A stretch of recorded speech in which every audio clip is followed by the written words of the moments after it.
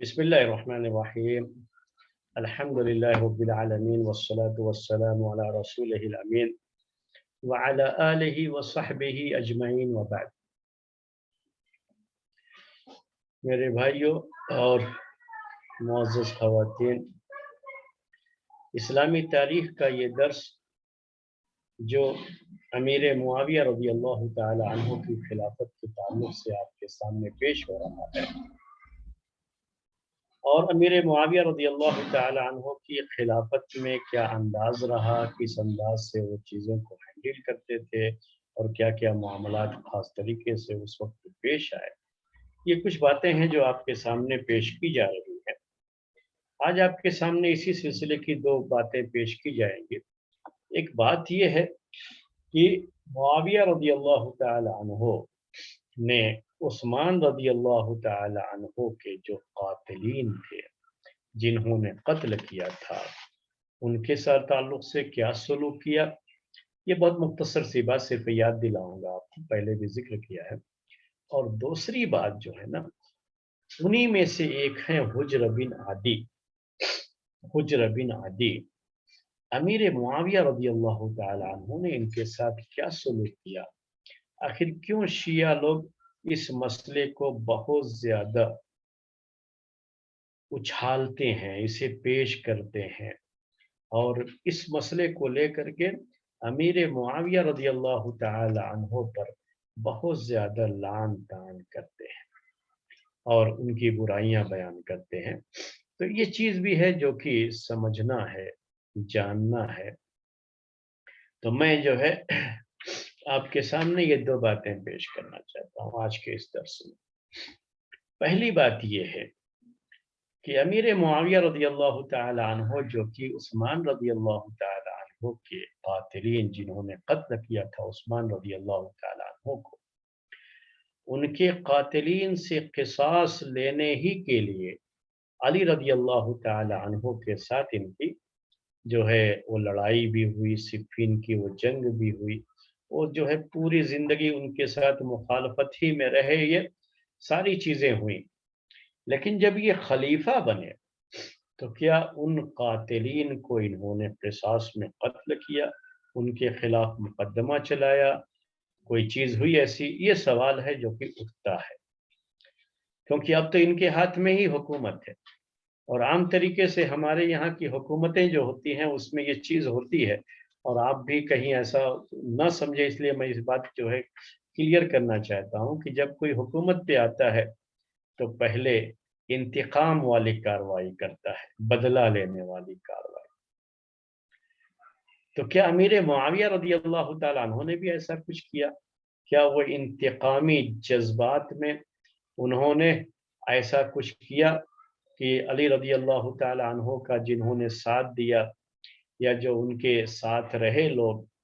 یا یہ کہ جو عثمان رضی اللہ تعالیٰ عنہ کے قاتلین تھے، ان کے ساتھ انہوں نے کوئی بہت سختی برتی تھی، ایسا کچھ ہوا تھا کیا؟ یہ ایک سوال چبھتا ہوا سوال ہے، میں چاہوں گا کہ اس کا جواب آپ کے سامنے رہے اور کلیئر رہے۔ تو یاد رکھیے کہ حسن رضی اللہ تعالی عنہ نے جب صلح کی تھی امیر معاویہ رضی اللہ تعالی عنہ کے ساتھ، تو اس صلح میں انہوں نے یہ بات رکھ دی تھی کہ آپ صلح کے بعد جب آپ خلیفہ بن جائیں گے تو عثمان رضی اللہ تعالی عنہ کے جو قاتلین ہیں، یا ان کا جنہوں نے بھی ساتھ دیا ہو، چاہے وہ مدینہ کے لوگ ہوں، حجاز پورا مکہ مدینہ سب جو ہے، یا عراق کے لوگ ہوں، کوئی بھی ہوں، ان میں سے آپ کسی کے ساتھ بھی کوئی انتقامی کارروائی نہیں کریں گے۔ آپ اب جو ہے اس طرح کا کوئی مطالبہ نہیں رکھیں گے کہ ان سب کو قتل کیا جائے، اب اس چیز کو آپ کو بھلا دینا ہوگا۔ یہ حسن رضی اللہ تعالی عنہ کی اصل میں کنڈیشن تھی اس میں، اور میں سمجھتا ہوں کہ یہ جو کنڈیشن انہوں نے رکھا، تو اپنی اس کنڈیشن میں، اس شرط میں انہوں نے بہت دور تک دیکھا ہے، کیونکہ اگر امیر معاویہ رضی اللہ تعالیٰ عنہ خلیفہ بنتے ہی یہ سلسلہ شروع کرتے تو یہ جو لوگ تھے جو قتل میں شریک تھے، پہلے بھی یہ بات آپ کے سامنے بار بار آئی ہے کہ ان کے پیچھے ان کی قبیلوں کی طاقتیں بھی تھیں۔ تو اگر یہ سلسلہ شروع ہوگا تو پھر دوبارہ سے امت میں وہی انتشار پیدا ہوگا، وہی مخالفتیں آئیں گی، مختلف قبیلے پھر حکومت کے خلاف برسر پیکار ہو جائیں گے، یعنی لڑائیاں شروع ہو جائیں گی، اور پھر سے امت میں انتشار اور افتراق پیدا ہوگا۔ جبکہ ان کا مقصد تھا حسن رضی اللہ تعالی عنہ کا کہ اکٹھا ہو جائے پوری امت اور سب مل کر کے رہیں، اور کہیں داخلی طور پر کوئی انتشار نہ ہو، اور کسی طرح کا کوئی جنگ کا معاملہ، مسلمانوں کا آپس میں جنگ کا کوئی معاملہ نہ ہو۔ تو یہ بڑی دور اندیشی دکھائی انہوں نے کہ یہ کنڈیشن رکھتی تھی، اور امیر معاویہ رضی اللہ تعالی عنہ نے یہ کنڈیشن مان بھی لی تھی، اور اسی وجہ سے اب جو ہے جتنے بھی لوگ تھے اب حکومت کی طرف سے ان کے خلاف کسی کارروائی کا کوئی معاملہ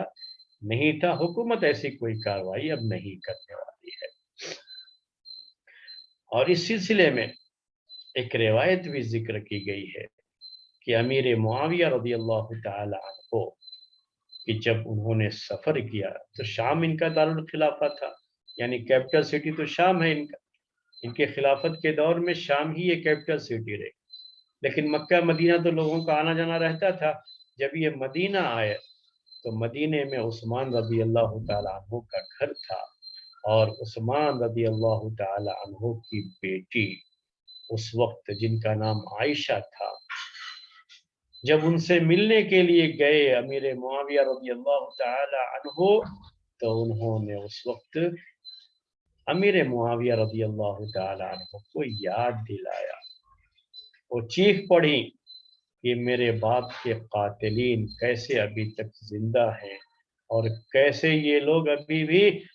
سڑکوں پر راستوں پر دندناتے پھر رہے ہیں، ان کے ساتھ کوئی کارروائی کیوں نہیں کی گئی۔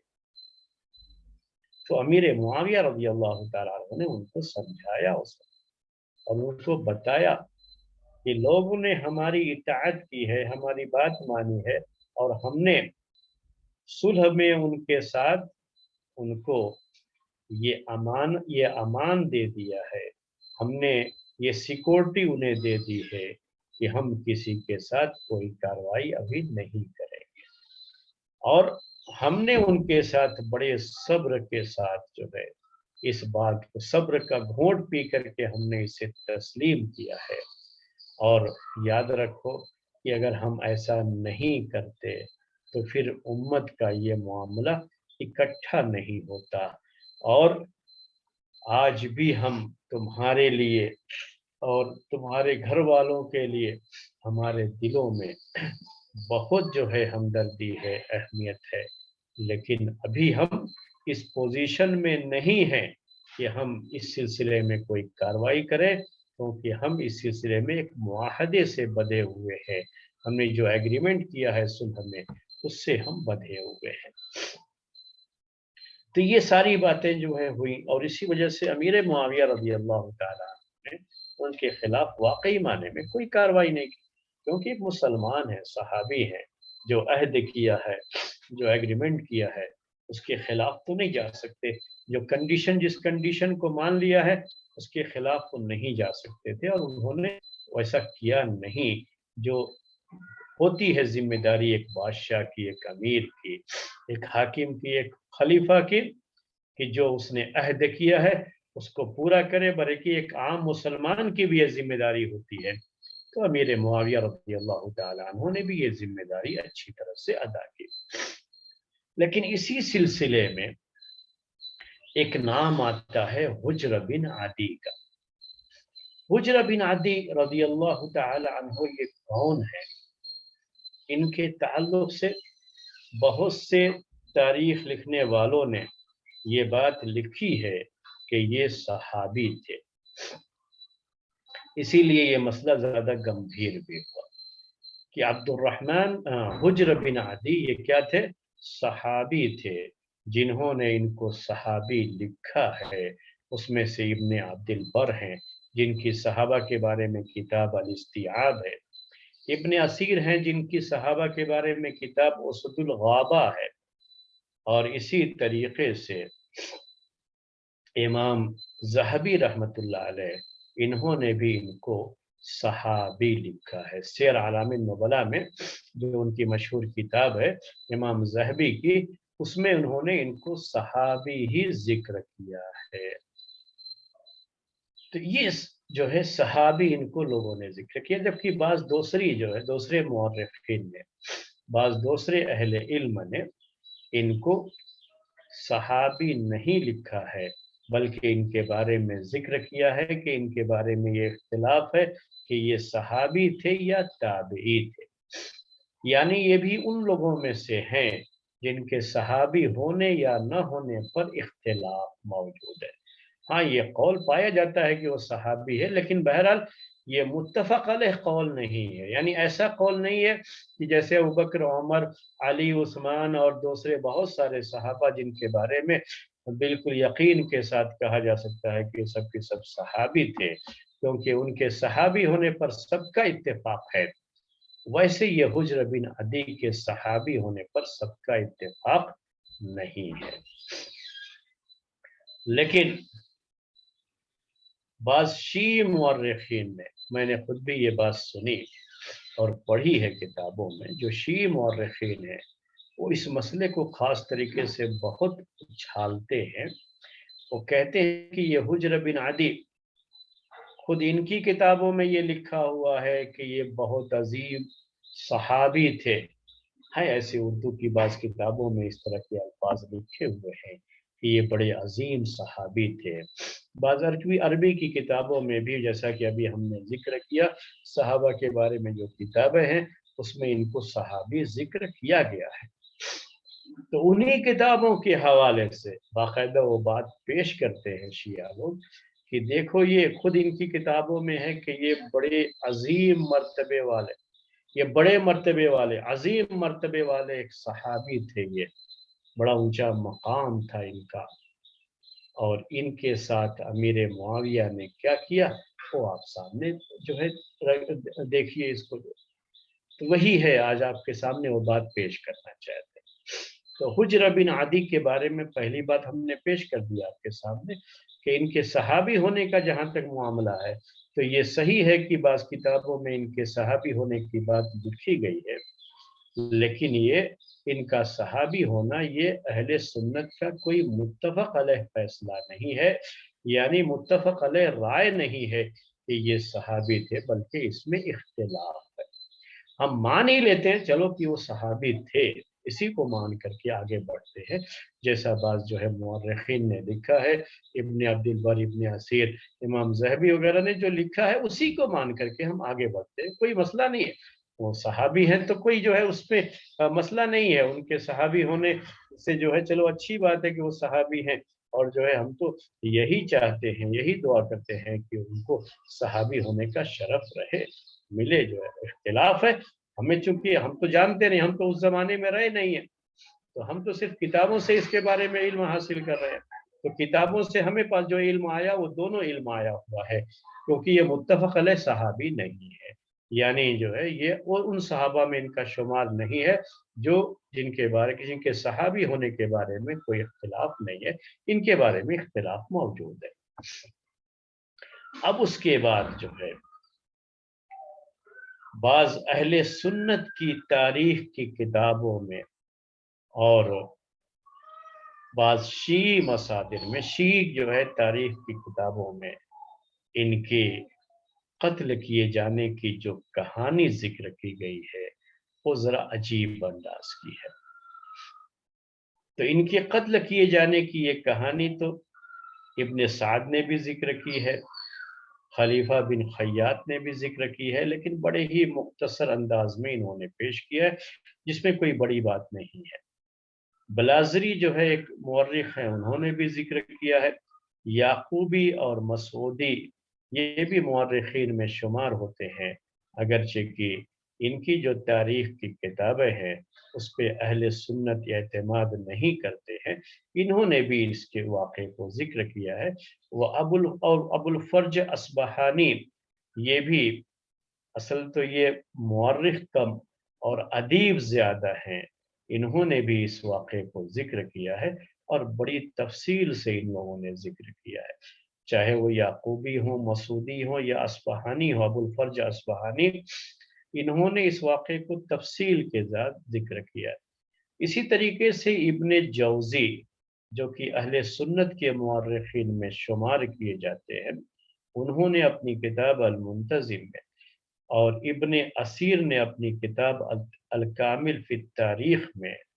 تفصیل کے ساتھ اس واقعے کو ذکر کیا ہے،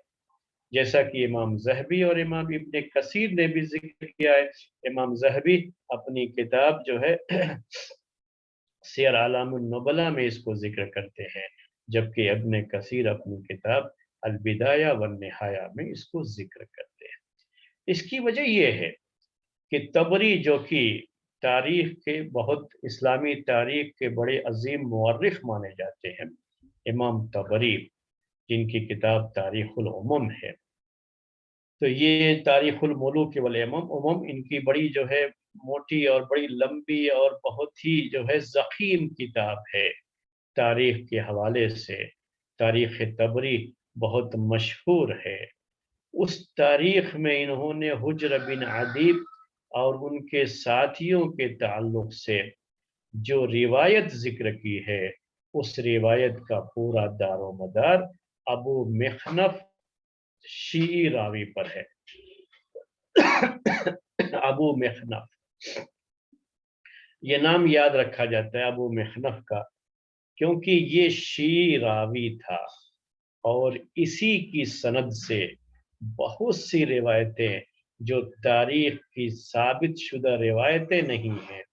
اور جو اہل سنت کے خلاف تاریخ ہے، اس تاریخ میں اس کا نام خاص طریقے سے آتا رہتا ہے، ابو مخنف۔ تو اسی ابو مخنف کی سند سے، یعنی جس سند سے روایت کی ہے بات یہ امام طبری نے، اس میں یہ ابو مخنف راوی موجود ہے جو اہل سنت کے یہاں قابل اعتماد راوی نہیں تھا، بھروسے کے قابل نہیں تھا، یہ شیعی تھا، اور اسی وجہ سے یہ وہ روایتیں پیش کرتا تھا، گڑھتا تھا جو اہل سنت کے خلاف ہوتی تھی اور جس میں بہت سارے صحابہ کے تعلق سے غلط باتیں بھی ہوتی تھی۔ یہ ابو مخنف اصل میں وہ جو ہے راوی ہے، تو اسی کی سند سے یہ روایتیں آئی ہوئی ہیں۔ اس کے بعد چونکہ تاریخ طبری میں امام طبری نے ذکر کر دیا، تو بعد کے لوگ بھی، بعض جو ہے مسلم مورخین بھی، چونکہ طبری کی کتاب سے انہوں نے استفادہ کیا ہوا ہوتا ہے تو اس کو اپنی کتابوں میں جگہ دی ہے اور ذکر کیا ہے۔ جبکہ ہمیں یہ پتہ ہونا چاہیے کہ امام طبری کا جو میتھڈ تھا، وہ میتھڈ یہ تھا کہ امام طبری تاریخ کے بارے میں جو روایتیں بھی ان کو ملی سب کی سب انہوں نے ذکر کر دیا، اور انہوں نے یہ روایتیں سند کے ساتھ ذکر کی ہیں، اور وہ یہ سمجھتے رہے شاید اس زمانے میں کہ سند دیکھ کر کے لوگ جان جائیں گے کہ یہ روایت صحیح ہے یا نہیں ہے، ان کا کام صرف جمع کرنا ہے اور صحت کی چھان بین کرنا یہ ان کا کام نہیں، انہوں نے سندوں کے ساتھ اس کو پیش کر کے چھوڑ دیا۔ تو بعد کے مورخین میں سے ایسے لوگ بہت سے آئے جن کو احادیث اور جو ہے روایتوں کی چھان بین کا وہ تجربہ نہیں تھا، یا امام طبری کے اس منہج کا، اس میتھڈ کا ان کو پتہ نہیں تھا، تو طبری کی تاریخ طبری کی یہ روایتیں ایسے ہی اپنی کتابوں میں انہوں نے درج کر دی۔ تو امام طبری کا میتھڈ ہم نے آپ کے سامنے پیش کر دیا، تو اس تعلق سے بھی یہ بات ذہن میں رہنی چاہیے۔ تو ابو مخنف کے حوالے سے جو حدیثیں آئی ہوئی ہیں اس سلسلے میں، جو باتیں آئی ہوئی ہیں وہ یہ ہے کہ امیر معاویہ رضی اللہ تعالی عنہ نے مغیرہ بن شعبہ رضی اللہ تعالی عنہ کو علی رضی اللہ تعالی عنہ کے برا بھلا کہنے، ان کو گالیچ گلوچ کرنے کی ذمہ داری دے رکھی تھی، اور اسی وجہ سے مغیرہ بن شعبہ رضی اللہ تعالی عنہ اپنے خطبے میں، جب تک وہ کوفہ پر جو ہے گورنر رہے، اپنے خطبے میں وہ علی رضی اللہ تعالی عنہ کو برا بھلا کہتے رہے، اور ایسے ہی خطبوں سے حجر بن عدی بھڑک اٹھے हुज्र बिन अदी भड़क उठे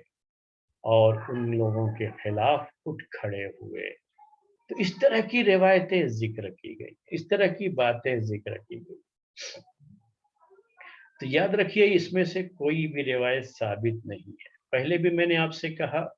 कि उस्मान रदी अल्लाह ताला अन्हो की तारीफ और अली रदी अल्लाह ताला अन्हो की बुराई के ताल्लुक से,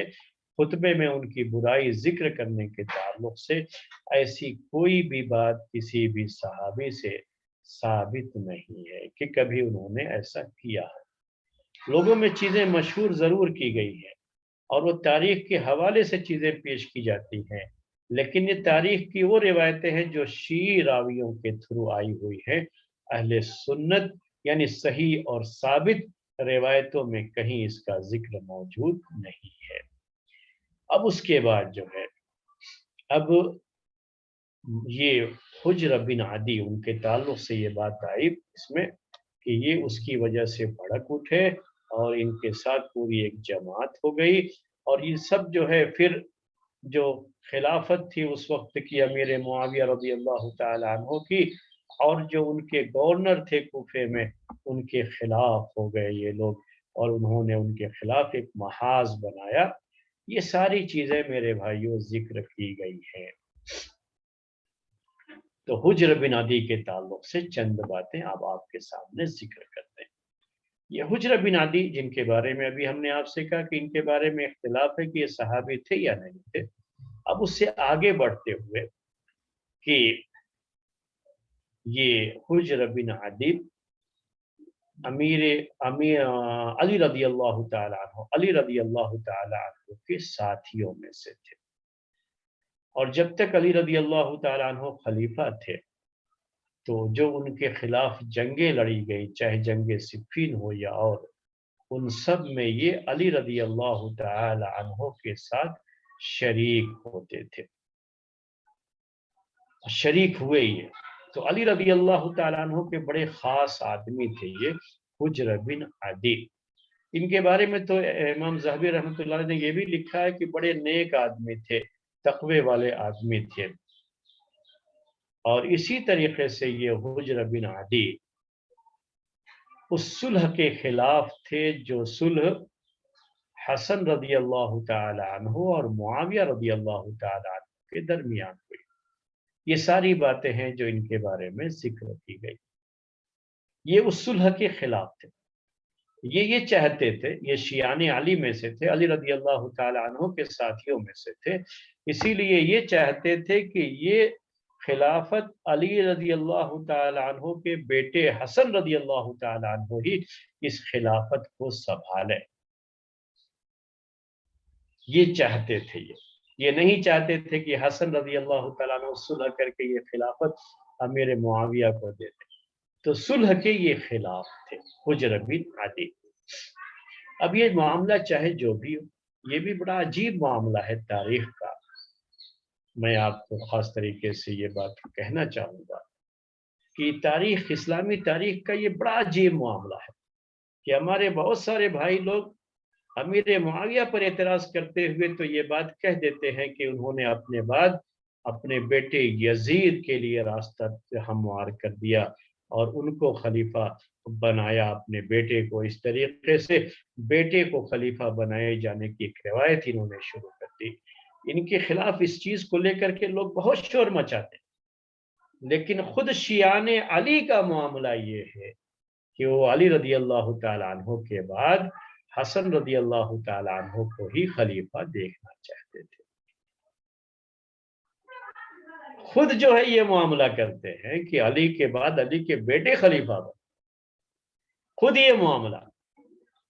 और यही चीज अगर अमीर मुआविया रदी अल्लाह तआला अन्हु से हो कि उन्होंने अपने बेटे यजीद को खलीफा बनाया, तो उनके खिलाफ लान था। तो ये कौन सी जो है मंतिक है, ये कौन सी लॉजिक है? ये तो डबल स्टैंडर्ड हो गया ना हमारा। हमको तो एक ही स्टैंडर्ड रखना चाहिए जब हम तारीख पढ़ते हैं और हम तारीख के हवाले से बातें करते हैं, तो हमारा स्टैंडर्ड एक होना चाहिए। हम यहाँ ये बहस नहीं कर रहे हैं, इस जो है पूरी आज के दर्स में ये बहस नहीं कर रहे हैं کہ علی رضی اللہ تعالیٰ عنہ کے بعد امیر معاویہ مستحق تھے خلافت کے یا حسن رضی اللہ تعالیٰ عنہ مستحق تھے. خلیفہ چاہے جو بھی بنے، لوگوں نے خلیفہ بنایا. حسن رضی اللہ تعالیٰ عنہ کو لوگوں نے خلیفہ بنایا، کوفے کے لوگوں نے خلیفہ بنایا، جس میں خاص طریقے سے علی رضی اللہ تعالیٰ عنہ کے ماننے والے لوگ تھے. انہوں نے بنایا، انہوں نے سمجھا کہ یہی مستحق ہیں خلافت کے تو بنایا، جو بھی ہے بنایا انہوں نے. لیکن اب یہ سوال کہ اگر یہی چیز امیر معاویہ کرتے ہیں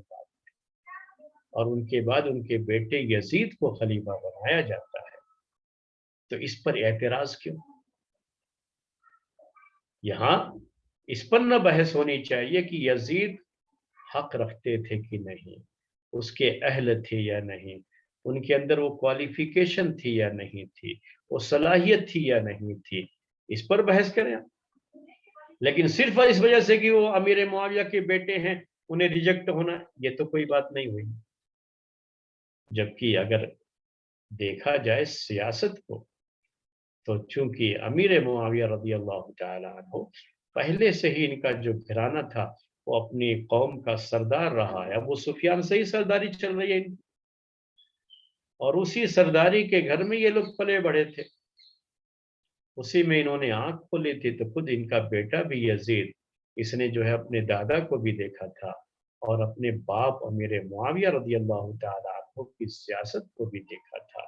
بڑے قریب سے دیکھا تھا. اور اتنی اچھی خلافت انہوں نے چلائی تھی، ان کے دور میں پھر سے پوری امت کیسے اکٹھا ہو گئی تھی، وہ ساری چیزیں انہوں نے دیکھی اور اسی کے سائے میں ان کی تربیت ہوئی تھی. تو کہاں کمی تھی کہ یہ جو ہے حاکم یا خلیفہ نہیں بن سکتے تھے؟ بات صلاحیت کی جب ہوتی ہے تو صلاحیت صرف اس وجہ سے کہ وہ صحابی نہیں ہے یا اس وجہ سے کہ وہ امیر معاویہ رضی اللہ تعالیٰ عنہ کے بیٹے ہیں ان کے خلاف کوئی بات کہی جائے تو یہ صحیح نہیں. اور بقیہ جو ہے ان کی عیاشیوں کے تعلق سے، ان کے جو ہے اللہ و لعب میں شریک ہونے کے تعلق سے جو باتیں ذکر کی جاتی ہے، یہ تو عام طریقے سے شیعی روایتیں ہیں جو بعد میں اس پروپیگنڈے کا حصہ بن گئی، جس پروپیگنڈے میں امیر معاویہ اور ان کے پورے جو ہے خاندان کی اس خلافت کو بدنام کرنے کی کوشش کی گئی ہے. وہ اس کا ایک حصہ ہے اور کچھ بھی نہیں ہے. تو یہاں میں آپ کو سمجھانا چاہ رہا تھا، مسئلہ تو ہمارا چل رہا ہے حجر بن عدی رضی اللہ تعالی عنہ کا، کہ ان کو امیر معاویہ رضی اللہ تعالی عنہ نے کیوں قتل کرایا تھا اور اس کو کیوں اتنا ایشو بنایا گیا اس دور میں. وہ جو ہے اس دور میں کم بلکہ بعد میں شیعوں نے اس کو خاص طریقے سے ایشو بنایا. تو کیا تھا معاملہ؟ تو میں حجر بن عدی رضی اللہ تعالیٰ عنہ کے بارے میں آپ کے پاس بات یہ رکھ رہا تھا کہ یہ اس صلح کے خلاف تھے جو حسن رضی اللہ تعالیٰ عنہ نے بڑھ کر کے امیر معاویہ رضی اللہ تعالیٰ عنہ کے ساتھ کی تھی، اور ان کو بہت برا بھلا کہتے تھے. یہ حجر بن عدی حسن بن علی رضی اللہ تعالیٰ عنہما، حسن رضی اللہ تعالیٰ عنہ کو یہ بہت برا بھلا کہتے تھے اس صلح کو لے کر کے، اور کہتے تھے وہ یہ کہ آپ نے جنگ کرنا چھوڑ دیا، آپ کو جنگ کرنی چاہیے تھی امیر معاویہ کے ساتھ. جو ہے آپ کے ساتھ 40,000 کی فوج تھی اس وقت، تو بجائے اس کے کہ آپ جنگ کرتے اور ان سب کو جو ہے جنگ میں ہرا کر کے پورے طریقے سے اپنے پاس خلیفہ جو ہے خلافت رکھتے، آپ نے کیوں یہ صلح کر لی؟ برابر ان کو اس طرح کے کوسنے دیا کرتے تھے یہ حجر بن عدی. حالانکہ آپ یہ جانتے ہیں، میں ان کے تعلق سے کوئی یہ نہیں کر رہا ہوں، صرف یعنی میرے کہنے کا مقصد یہ نہ سمجھے کہ میں ان کے خلاف کچھ باتیں کر رہا ہوں حجر بن عدی کے خلاف، نہیں. یہ اپنے آپ میں ایک محترم شخصیت تھی، ہم ان کا احترام کرتے ہیں، لیکن ہم صرف تاریخ آپ کے سامنے پیش کر رہے ہیں، اور تاریخ کو جو انالائز کیا جاتا ہے وہ ہم آپ کے سامنے اس کا تجزیہ کر کے پیش کر رہے ہیں، اور کوئی چیز نہیں ہے، اور ہم ان کی کوئی برائی نہیں کر رہے. لیکن ان کا جو تھا اس وقت کا معاملہ وہ آپ کے سامنے پیش کر رہے ہیں کہ وہ اس صلح کے خلاف تھے، بلکہ حسن رضی اللہ تعالیٰ عنہ کو جنگ پر آمادہ کرنے والوں میں سے ایک تھے یہ حجر بن عدی رضی اللہ تعالیٰ عنہ. تو ہوا یہ کہ جب امیر معاویہ رضی اللہ تعالیٰ عنہ خلیفہ بن گئے اور یہ 41 ہجری ہے، یعنی ہجرت کا 41واں سال، 41 ہجری جو ہے یہ سال، اور وہاں سے 10 سال تک یعنی 51 تک، 51 تک کیوں کہہ رہا ہوں میں آپ کو؟ اس لیے کہ 51 میں ہی حسن رضی اللہ تعالیٰ عنہ کی وفات ہوئی، جس کا ذکر پچھلے درس میں آپ کے سامنے آ چکا ہے۔ تو 51 تک 10 سال تک یہ اندر اندر جو ہے اس طرح کی باتیں سماج میں لوگوں میں کرتے تھے۔ امیر معاویہ رضی اللہ تعالیٰ عنہ کے خلاف بھی یہ باتیں ہوتی تھیں، تو یہ امیر معاویہ رضی اللہ تعالیٰ عنہ کی خلافت سے بہت زیادہ اطمینان ان کو نہیں تھا۔ یہ چاہتے تھے کہ حسن رضی اللہ تعالیٰ عنہ ہی خلیفہ رہے، اور اس صلح کے بھی یہ خلاف تھے جو ابھی میں نے آپ کے سامنے ذکر کیا۔ لیکن اس 10 سال کے مرحلے میں، 10 سال کے پیریڈ میں انہوں نے کوئی ہتھیار نہیں اٹھایا کسی جو ہے اموی گورنر کے خلاف، یا جو ہے ان کے ماننے والوں کے خلاف، کوئی جو ہے جو بھی بات تھی زبانی ہی تھی، زبانی طور پر جو ہے اپنے عدم اطمینان کو یہ ظاہر کرتے تھے، لیکن کبھی اس سلسلے میں ہتھیار بند کوئی کارروائی نہیں ہوئی، یعنی ہتھیار لے کر کے میدان میں نہیں اترے۔ اس کے بعد جب حسن رضی اللہ تعالی عنہ کی وفات ہو جاتی ہے، اور یہ 51 ہجری میں جب یہ وفات ہو جاتی ہے، تب جو ہے یہ مسئلہ آتا ہے کہ یہ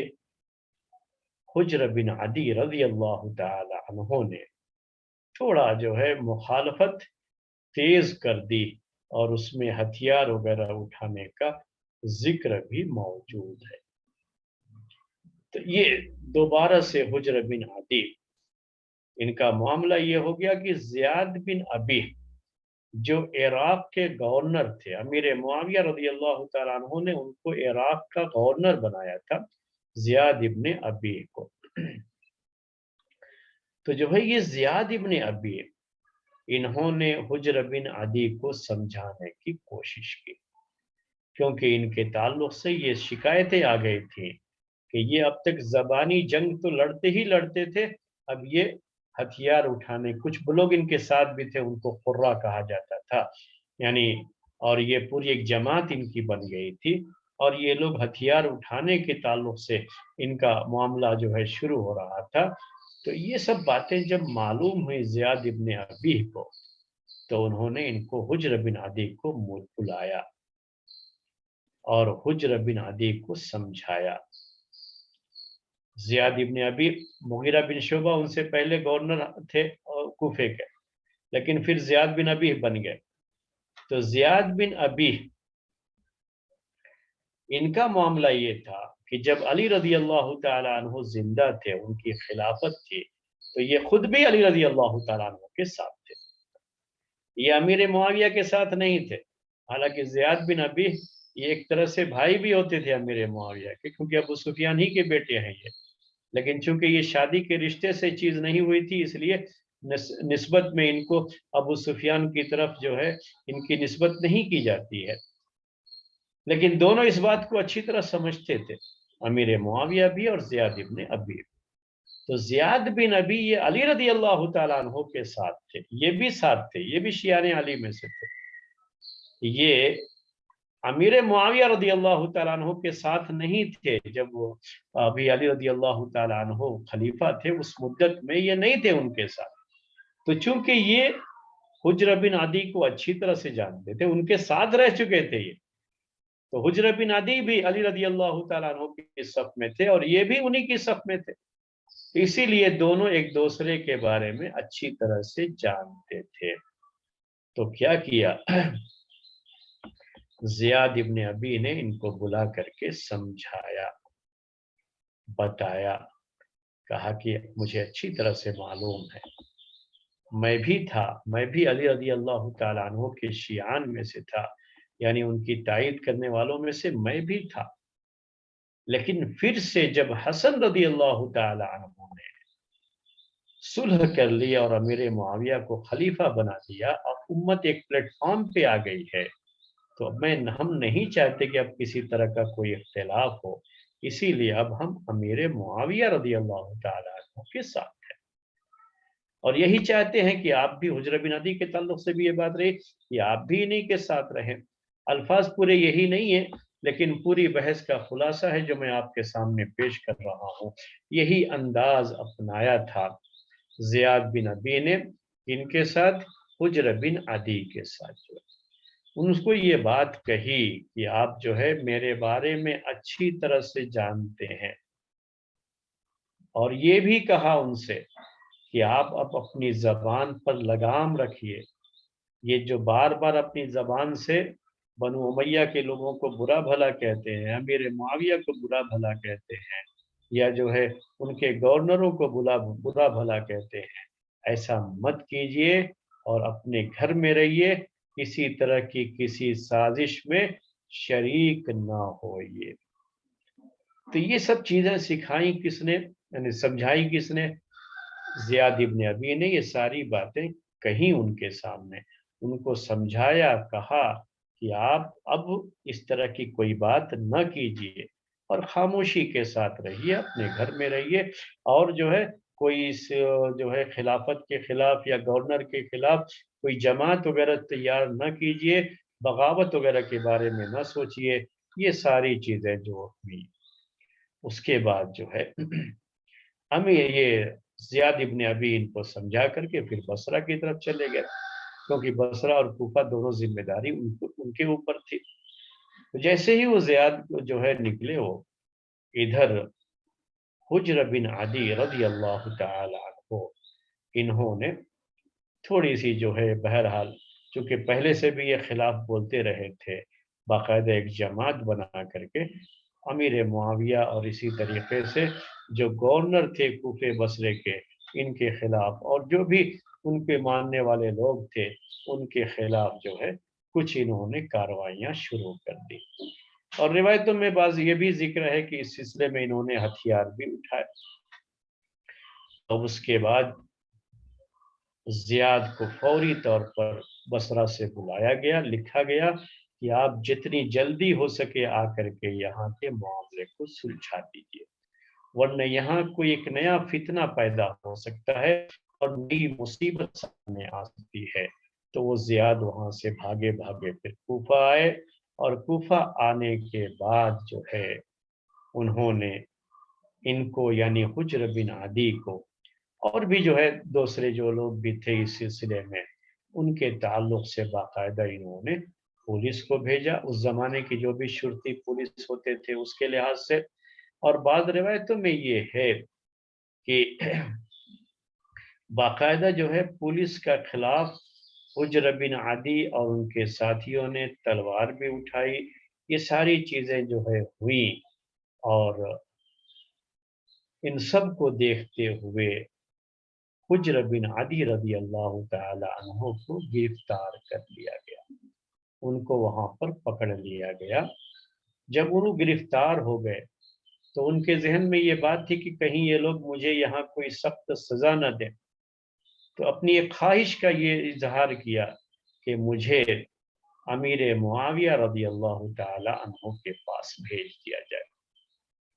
مجھے امیر معاویہ رضی اللہ تعالی عنہ کے پاس بھیج دیا جائے۔ یعنی انہوں نے خود یہ خواہش ظاہر کی کہ مجھے امیر معاویہ کے پاس بھیجا جائے، آپ لوگ میرے خلاف یہاں پر کوئی کارروائی نہیں کریں گے۔ تو بہرحال یہ چیزیں ہوئیں، اور جو ہے کوفے میں ان کی جو جھڑپیں وغیرہ ہوئیں، اور جو وہاں کوفے کی فوج یا کوفے کی جو پولیس تھی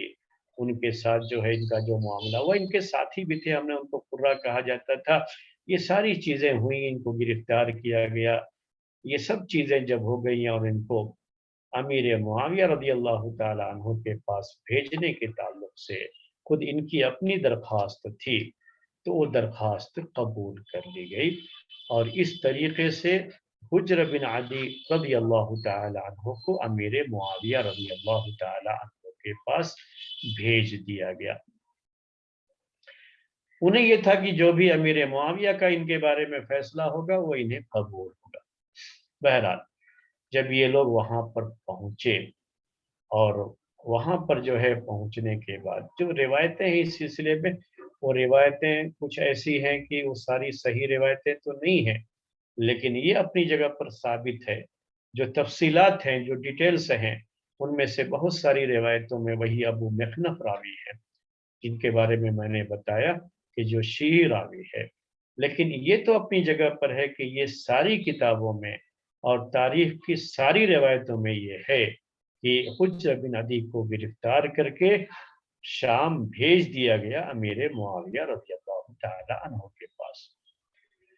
اس کے بعد جو ہے امیر معاویہ رضی اللہ تعالی عنہ نے لوگوں سے مشورہ کیا کہ ہم ان کے تعلق سے کیا کریں۔ تو مشورہ دینے والوں میں سے تو کچھ لوگوں نے صاف صاف یہی مشورہ دیا کہ انہیں قتل کر دیا جائے، لیکن کچھ لوگوں نے خاموشی اختیار کی۔ اس کے بعد امیر معاویہ رضی اللہ تعالی عنہ نے جو فیصلہ کیا ان کے بارے میں، وہ فیصلہ تھا کہ انہیں قتل کر دیا جائے۔ یہ ہے اصل حجر بن عدی کا قصہ پورا۔ امیر معاویہ رضی اللہ تعالی عنہ نے انہیں قتل کرنے کا فیصلہ کیا اور یہی حکم صادر فرمایا، اور یہ تقریباً ساری جو ہے تاریخ کی کتابوں میں ہے، یعنی جو شیعی تاریخ ہیں اس میں بھی، جو اہل سنت کی تاریخ ہیں اس میں بھی، سب میں یہ ہے کہ انہوں نے قتل کا فیصلہ کیا۔ تفصیلات میں بعض جو ہے جو غلط قسم کی تفصیلات اس سلسلے میں پیش کی گئی ہیں شیعی کتابوں میں، وہ بعض تفصیلات تو ثابت نہیں، لیکن یہ اپنی جگہ پر ثابت ہے کہ ان کے قتل کا فیصلہ کیا گیا۔ اور جب ان کے قتل کا فیصلہ کیا گیا تو انہوں نے کہا کہ مجھے 2 رکعت نماز پڑھنے کی اجازت دی جائے، اور اس طریقے سے انہیں 2 رکعت نماز پڑھنے کی اجازت دی گئی۔ اور 2 رکعت انہوں نے بہت لمبی پڑھی، تو لوگوں نے پوچھا کیا ڈر گئے ہو کہ نماز کو لمبی پہ لمبی کیے جا رہے ہو تاکہ تمہاری سزا یہ میں تاخیر ہو جائے؟ تو انہوں نے جواب دیا کہ جتنی ہلکی نماز میں نے آج پڑھی ہے اتنی ہلکی نماز کبھی نہیں پڑھی تھی، یعنی جو میری نمازیں ہوتی تھی وہ اس سے کہیں زیادہ لمبی میں نماز پڑھتا رہا ہوں۔ بہرحال تو یہاں پر ان کو قتل کر دیا گیا۔ امیر معاویہ رضی اللہ تعالیٰ عنہ نے یہی فیصلہ کیا، اور اس کے بعد جو ہے ان کے جو خاندان کے لوگ تھے ان کو انہی لوگوں نے پھر ان کے کفن دفن کا جو ہے انتظام کیا اور ان کو اس طریقے سے دفنایا گیا۔ یہ ہے پورا معاملہ حجر بن عدی کے قتل کیے جانے کا، کیوں ایسا ہوا اور امیر معاویہ رضی اللہ تعالی عنہ نے ایسا کیوں کیا۔ تو اگر دیکھا جائے تو انہوں نے جو یہ معاملہ کیا وہ اس حدیث کے موافق تھا معاملہ جس حدیث میں یہ بات آئی ہوئی ہے کہ اللہ کے رسول صلی اللہ علیہ وسلم کہتے ہیں من اتاکم وامرکم جمیع علی رجل واحد یرید ان یشق عصاکم، کہ تم میں سے اگر کوئی شخص ایسے وقت میں جب کہ تمہارا معاملہ کسی ایک خلیفہ کے ہاتھوں پر جمع ہوا ہے اور تم سب کی سب جو ہے ایک خلیفہ کے ہاتھ پر بیعت کیے ہوئے ہو اور پورے جو ہے اتحاد اور اتفاق سے رہ رہے ہو، اور وہ آدمی آ کر کے تمہارے درمیان اختلاف پیدا کرنا چاہتا ہے یا تمہاری جماعت میں تفریقہ کرنا چاہتا ہے، فقتلوہ، تو اسے قتل کر دو۔ صحیح مسلم کی یہ حدیث ہے۔ تو امیر معاویہ نے ہی سمجھا کہ ان کا باقی رہنا یہ امت میں اب مزید تفرقے کا سبب بن سکتا ہے، اختلاف اور انتشار کا سبب بن سکتا ہے، اور ایسے لوگوں کے بارے میں اللہ کے رسول صلی اللہ علیہ وسلم نے یہ بات کہی ہے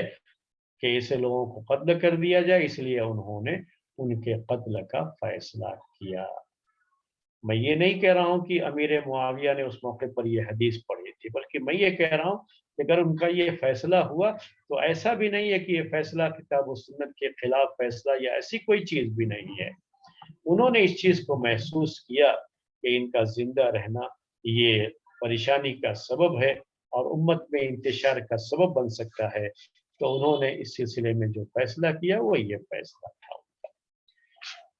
اب اس فیصلے کو لے کر کے بعض لوگ بہت جو ہے تان و تشریح کرتے ہیں امیر معاویہ پر